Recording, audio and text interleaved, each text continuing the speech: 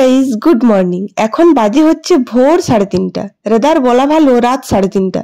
বাঁকুড়া শহর থেকে আজ 30শে নভেম্বর আমি আমার মা আর মাসিমনুকে নিয়ে বেরিয়ে পড়লাম বীরভূমের উদ্দেশ্যে। এর আগে মা আমাকে নিয়ে কিংবা আমি মাকে নিয়ে বহুবার বিভিন্ন জায়গায় গেছি, তবে এই প্রথম আমি আমার মাকে নিয়ে একা কোথাও বেড়াতে যাচ্ছি। বাঁকুড়া বাস স্ট্যান্ড থেকে প্রথমে বাসে করে দুর্গাপুর গেলাম এবং তারপর দুর্গাপুর থেকে লোকাল ট্রেন ধরে প্রথমে বর্ধমান এবং তারপর বর্ধমান থেকে আবার লোকাল ধরে পৌঁছালাম রামপুরহাটে। রামপুরহাট স্টেশন দেখেই চোখ যেন জুড়িয়ে গেল, একেবারে যেন তারাপীঠ মন্দিরের আদলে তৈরি স্টেশন। বাড়ি থেকে লুচি, তরকারি, ছোলা যা যা নিয়ে এসেছিলাম সেগুলোই আমরা ট্রেনে বসে ব্রেকফাস্টে খেয়ে নিয়েছিলাম।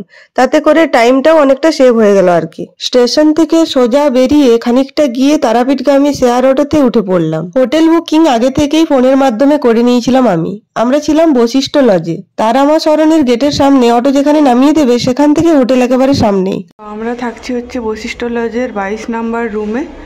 তো এই হচ্ছে রুম। এখানে আরামসে 3 থেকে 4 জন আরামসে শোয়া যাবে, দেখতেই পাচ্ছ। এখানে 2টো কম্বল আছে, চাইলে ওরা হয়তো দেবে আবার, যেহেতু শীতকাল। এখানে 4টে বালিশ আছে, 2টো জানলা আছে, দেখতেই পাচ্ছ। এখানে দেখো, এখানে আচ্ছা একটা জিনিস দেখো, এখানে চাবিটা তুললেই কিন্তু অন্ধকার হয়ে যাচ্ছে, মানে লাইটটা অফ হয়ে যাচ্ছে, এরকম সিস্টেম করা আছে। এটা বেশ ভালো লাগলো, নতুনত্ব লাগলো ব্যাপারটা। এখানে একটা বোর্ড আছে, এখানে ফোন চার্জিং দিয়ে ফোনটা এখানে আটকানো যাবে আরামসে। এখানে এক চেয়ার আছে, আমাদের লাগেজ রেখে নিয়েছি যদিও। এখানে চেয়ার আছে, এখানে একটা টেবিল মতো আছে, এখানে আয়না আছে একটা।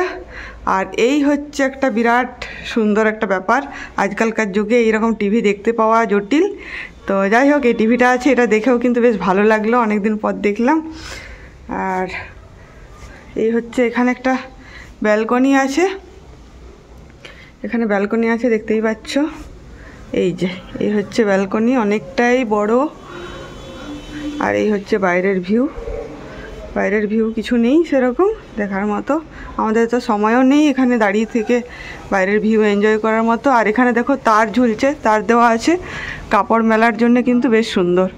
সাথে করে 2টো ক্লিপ নিয়ে এলে আরামসে নিশ্চিন্তে এখানে কাপড় মেলে দিয়ে আর আমরা বাইরে যেতে পারি। আর এই রুমের সাথে একটা অ্যাটাচ বাথরুমও আছে, যেটা কিনা বেশ বড়। রুমে গিয়ে ফ্রেশ হয়ে বেরিয়ে পড়লাম তারাপীঠ মন্দিরের উদ্দেশ্যে।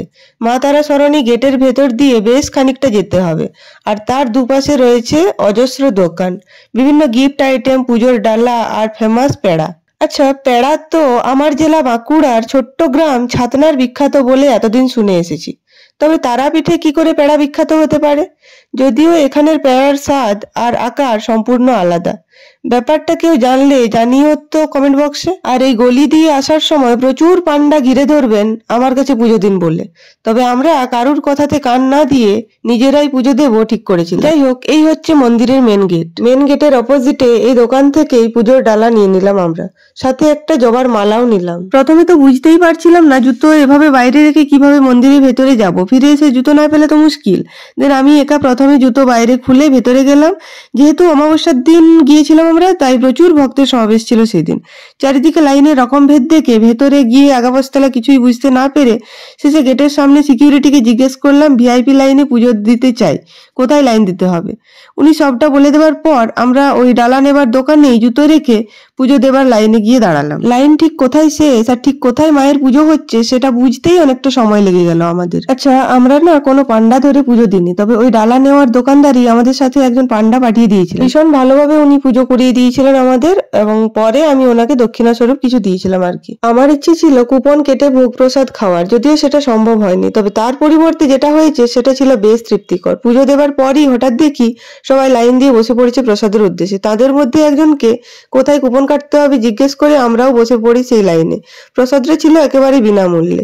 প্রতিদিনই দুপুর 1:30 নাগাদ বিনামূল্যে প্রসাদ বিতরণ হয় এখানে। মন্দিরের মেন গেটে ঢুকেই বাঁ দিকে এই সোজা রাস্তা দিয়ে গেলে ওয়াশরুমেরও বেশ ভালো ব্যবস্থা আছে। চলো এরপর আমরা যাব তারাপীঠের মহাশ্মশানের উদ্দেশ্যে। এই মহাশ্মশানের রূপ দিনে একরকম, রাতে অন্যরকম। এখন চলো দিনের রূপ দেখি, একটু পরে সন্ধে নেমে এলে রাতের রূপ দেখবো। এখানেও জুতো নিষিদ্ধ, তাই মহাশ্মশানের সামনে ছোট্ট দোকানগুলোতে ধূপ বা মোমবাতি কিছু একটা কিনলে হলেই সেখানে জুতো রাখা সম্ভব। প্রথমে তো মা আর মাসিমণি নামতেই চাইছিল না মহাশ্মশানে, দেন অনেকবার বলার পর সেটা সম্ভব হলো। দেখে নিলাম তারা মায়ের পাদপদ্ম আর সাধক বামাক্ষেপার সমাধি। এবার যাব আমরা সাধক বামদেবের ঘাট।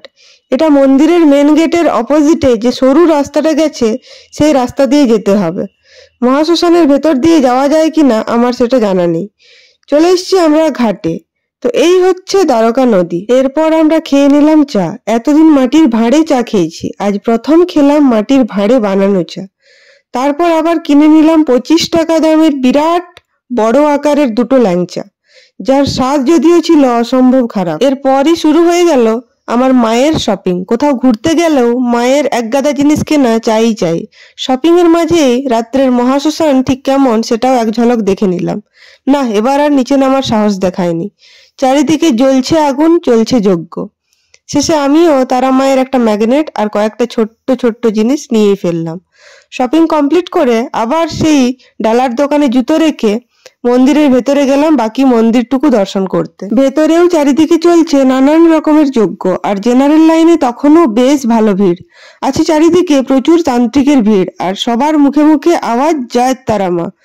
এরপর সন্ধ্যে 6:30টায় শুরু হবে তারা মায়ের আরতি, এবং সেটা সাধারণ মানুষ দেখবে টিভি স্ক্রিনে। ব্যাপারটা একদমই আমার পছন্দ হয়নি। তবে মায়ের বিগ্রহ যেহেতু অনেকটা ভেতরে আর মন্দিরের ভেতর জায়গা খুবই অল্প, তাই এভাবেই আরতি দেখানো হয়। তারা মায়ের আরতি দেখে আজকের ভিডিও শেষ করছি। পরের দিন আমরা যাব সতীর 51 পীঠের 5 পীঠ। ভালো লাগলে লাইক, কমেন্ট, শেয়ার করে দিও, সাবস্ক্রাইব করে দিও আমাদের চ্যানেল। বাই।